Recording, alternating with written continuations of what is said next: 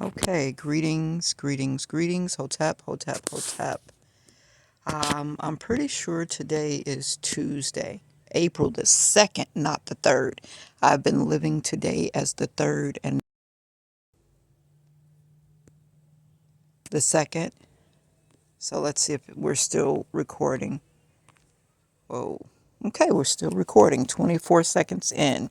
Okay, so I am wanting to accuse Liberty Staffing of cruel and unusual punishment, and maybe Amaile Oil of cruel and unusual punishment, and maybe People Ready of cruel and unusual punishment, because the monies that I have been waiting for, I mean, I keep complaining about this, and I don't know, maybe they gave my checks to somebody else over at Liberty Staffing. Maybe Maxine gave my checks to somebody else, Tom, Ian, Sharon, I don't know. But I really need that little bit of money. See, when people come to a place like a staffing company and you're only getting $61 a day, that was my Amaile Oil check. It's like you have to really want it, you know. And to work at the Port of Tampa, you have to go through a lot. If you have a car, you can just drive your car onto the port. You stop at the gates, you check in with the guards, and then you drive on back to Amaile Oil. Even in driving there, I used to pay to get my car waxed, and it's so much dust. And it just rocks kick up on your car. There's big holes in the parking lot at Amaile Oil.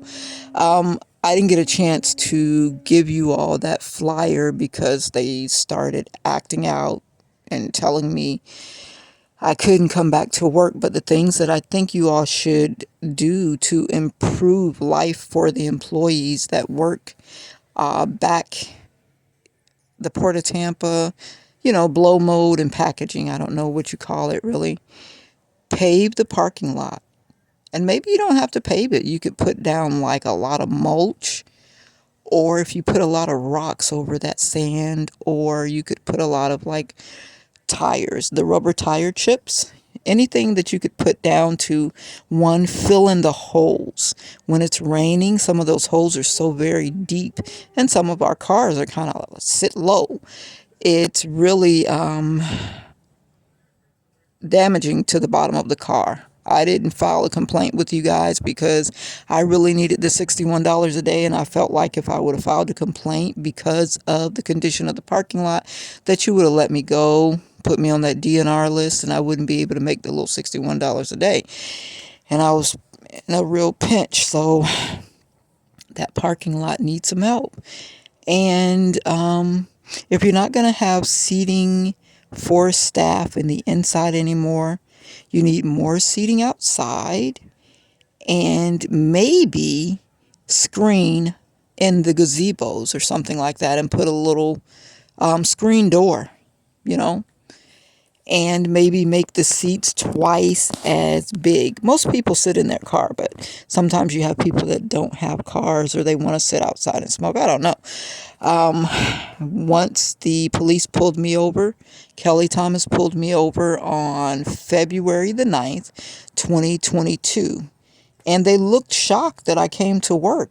I'm in the heavyset Caucasian guy that works upstairs in blow mode with the mostly gray hair, but you know, it's a little pepper. When I walked up there to report to work at 5 o'clock, 2 hours late, but I did call, they looked shocked that I came to work. It's like somebody knew something was supposed to happen to me, and I didn't understand that. So he said he didn't want, well, that I was not up there, but I was supposed to be up there. So I went downstairs to packaging, and they found me something to do, of course. I want to apologize to the people that work in blow mode if you feel like I messed things up for you. I was not thinking about how the employees that work there would react to me sending in a suggestion. You know, I saw a system and I thought, wow, this system could move more efficiently if they did this, this, this. I didn't think about the people. So I want to apologize to all of the people that probably lost employment because, you know, efficiency, phasing out people, because if you structure things in such a way where the computer can do most of the work, you don't need the people. But I want to say, most of the time when that happens, God opens up another window somewhere else. But I didn't mean to be malicious, or I didn't mean to step on anybody's toes. So I want to say that. And I'll just leave that alone. So it was not my intent to do anybody any harm. And there were a lot of people from Liberty Staffing that were working there, and they probably needed the money. I mean, they worked really slow, but they probably needed the money. So it was like a form of charity to let those people be there to get that money. And I apologize that I didn't think about how it would affect people. Yeah. Okay. So, Amaile Oil, can you pay me for the idea that I gave you? My name is Aileen Dorothea Atkins. I think somebody else has been working under my name. I think somebody else is working at that logistics place using my TWIC badge, and I really need money. I'm walking around going to pantries almost every day to feed my children. I've been blocked out of about 5 different day labor places because I'm too uppity and they don't want to deal with my type. And it's very difficult for me because my identity has been stolen, and it's hard for me to work a job where you have signed a contract. They expect you to come every day, every weekday at a certain time. It's hard for me to work a set schedule because I have legal issues going on. I have people that are actively trying to cause me physical harm, trying to kill me because they have an insurance policy on my head, and they've stolen money and they don't want to give back the money they stole. And they've promised my money to other people, you know. They plan to say, hey, she's crazy. She can't take care of herself. She needs a power of attorney. She needs a conservatorship person. And we're going to do that. We're so glad to do that. And these people have already started stealing the money. So, and they're lying against me. I've never used drugs. I've never prostituted. I've never drank entire alcoholic beverage. I've tried to taste little wine here and there because I thought I would drink red wine to keep my heart intact and all of that. But I have been an activist, and yes, I've said some things that might make Caucasian people upset regarding slavery and masters. And I mean, for the horrific things that happened, I think you all could understand that. And if you can't switch the roles and see if you can't find empathy for any black person who is considered to be a descendant of slaves, that they might be upset with the things that they hear. And some of the videos that they show you where black people are being tarred and feathered alive, the screaming, the screeching, it really impacts you in a negative, soulful, hurtful, emotional, mental, psychic way. And, a lot of African Americans, black people, indigenous people still feel like they have to whisper around white people because they don't want to upset you all or call you, evil or demonic, or your granddaddy, your great granddaddy, evil or demonic for the things that happen. And it's a time to heal now. And the only way you can heal is if you talk about it. So we're going to need you all to be patient as we bring some of this stuff back up and talk about it, and maybe even ask you all to leave some of the slave descendants in your will so that you can pay it forward. Or if you know who they are and you see their family struggling and you have money now, you have a car sitting in your backyard, you have a house sitting vacant, you can pay it forward by helping people now. Don't just hoard up things because you have it, Let other people use it. if you can, you know. And all races of people have done evil things, including Africans. Allegedly, Africans sold other Africans into indentured servitude, not into chattel slavery, or they were thinking it was indentured servitude because that's what they knew.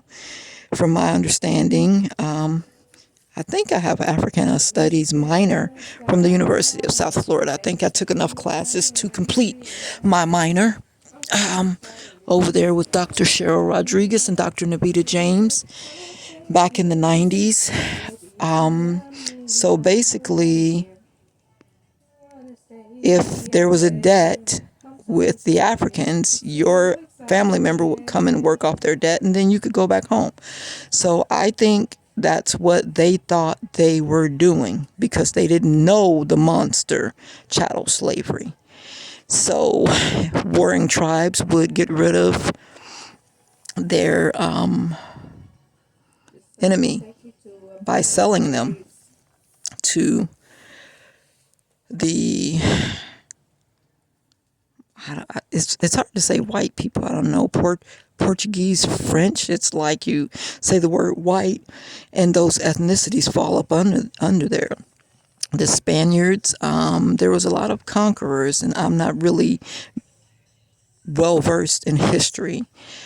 The things that traumatized me, I went further to find out about the Atlantic slave trade, Sierra Leone, the door of no return, and I tried to remember which Africans from which parts of Africa went to Haiti, which ones went to the Bahamas, the Caribbean islands. You know, they have it kind of like broken down. I don't know how they figure this stuff out, but what I'm saying to you is this is the age of Aquarian, and everybody has the right to heal.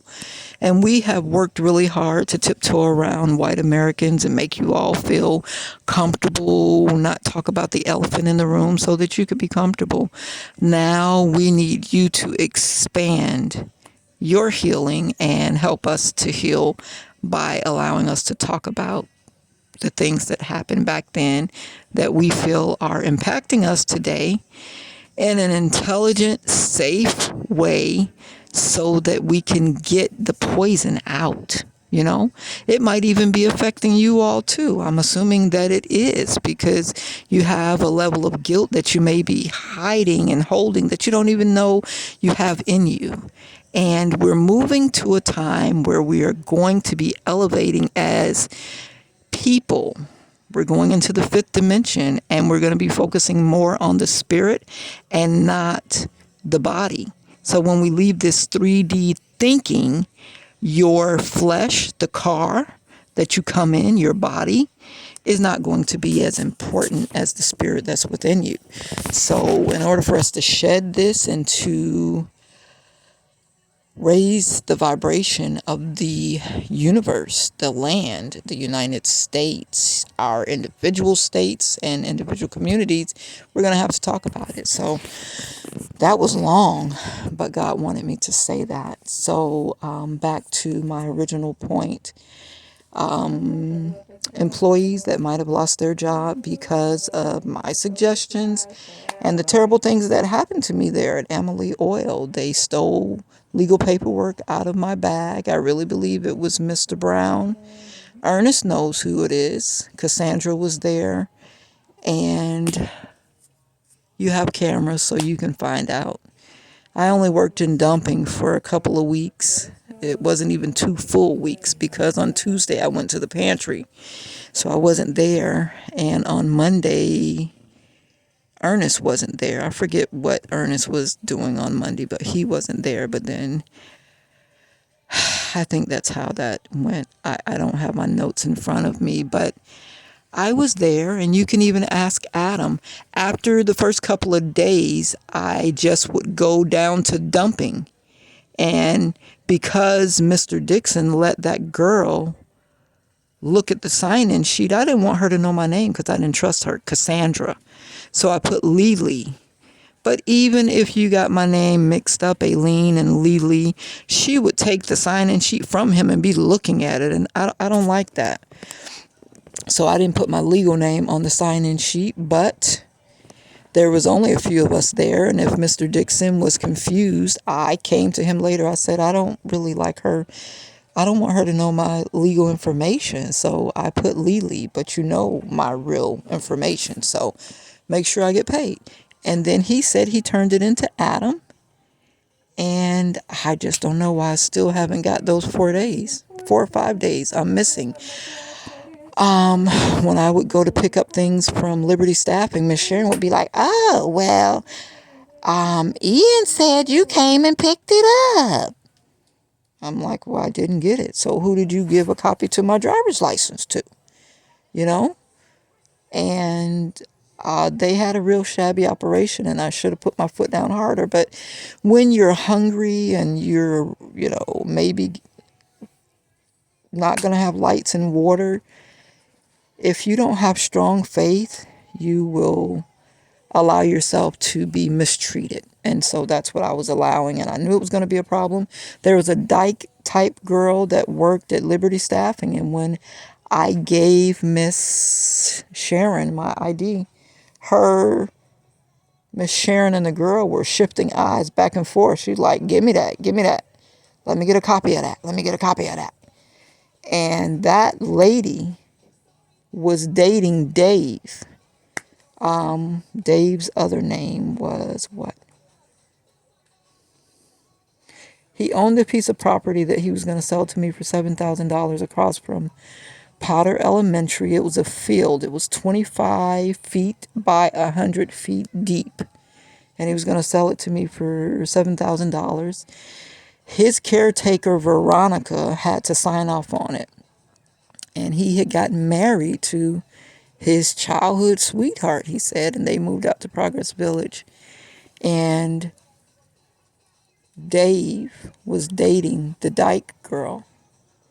And I feel like they gave her a copy of my driver's license, but somebody stole my whole identity, and my life is still tossed up, and I need $80 right now to buy another 400-watt Jackery generator, solar generator. I need a couple more sets of the solar panels. Is getting ready to get summertime hot, and we are going to need to at least plug up the fans. The house is really cool thanks to the trees, but sometimes it gets hot, and a fan would just help to create more comfort. And I'm debating on whether or not I'm going to put something down to kill the rats. I really don't want to kill them. So maybe we're going to have to fill in the holes with some of that expanding foam to keep the rats out. Maybe I'll mix some rat poison in the expanding foam, and if they chew through it, then, they'll die. I've been talking to them and asking them to please stay outside. I just don't want to live in here with them. And they just have gotten very disrespectful, and they just come in. They run in the ceiling mostly. They don't come down to where we are. But it's hard to keep food, because if you put food in here, they will come down and eat your bread, your potatoes, your carrots. They eat through the flour. They eat oatmeal. They pretty much like what humans like. So I'm taking too long on this, so I'm going to cut this off. I need my money. I need y'all to take up a donation and get me about $3,000. My car disappeared. If you hadn't taken so long, I could have put insurance on my car, and I could have drove my car, and it would have helped me and my children out. We could have slept in the car, turned on the air, let it, run all night long, and turn on the heat and let it run all night long if we needed to. And now my car has completely disappeared. I don't know where it is. And it's just, I consider it cruel and unusual because it's unwarranted. And today, when I was at the pantry, I believe this guy is from Liberty Staffing. He came, and I believe they let him look at the sign-in sheet to see what my name or address was. I think those people are trying to hurt me. So I don't put my address where I am so they can look on the sign-in sheet and come right to me. So there's a lot of people that work in official positions that give away confidential information. It's unfortunate and it's illegal and it's not okay. So I need a benevolent offering. If you all took up an offering, Liberty Staffing never gave me $1. They have people following me around, but they can't give me the money. So that means they took the money and they spent it, shared it, and split it between each other. And when I go there now, I stand at the counter waiting, waiting, waiting. Nobody comes out to say, hey, how may I help you? Nobody comes out. And then the guy sitting in the waiting area, they're like, boom, trying to like scare me because I got shot at work and it affected me. But I'm just praying and asking God to hold me together. I don't want to seem fearful because when you seem afraid, people try to come at you harder. So today, when I asked some people for help at a business on 124th at Nebraska, they told me, oh, you can go find work down the street there at the labor pool. I said, yeah, right. I didn't even go into the details because, they would have felt like it was an excuse when it's not happening to you and you lived a pretty fortunate life and it seemed like things came pretty easy to you. You have a tendency to think that that's everybody's reality. All they got to do is go try and they'll get this great job and great promotions, and it's not how it works. So I felt very humiliated today when I was at the pantry and they were giving me a hard time. Everybody was getting 4 packs of meat. When they get to me, they tell me 2. So they're trying to intentionally upset me because I was saying, yay, if I get 4 packs of meat, I don't have to go to another pantry this week. That's enough meat for me to just, cook, and me and my children can add the sides and we'll be fine. And then as soon as they get to me, they're like, oh, it's 2. So it's definitely discriminatory, but it's a pantry, it's free. Who makes a big deal about it? But this is the 4th time that they've done me this way. The fat guy that puts out the meat at the Santa Maria Missions Church pantry. I'm going to cut it because I don't want to make them too long. So this will be part 1 and it'll probably be 3 parts, I think.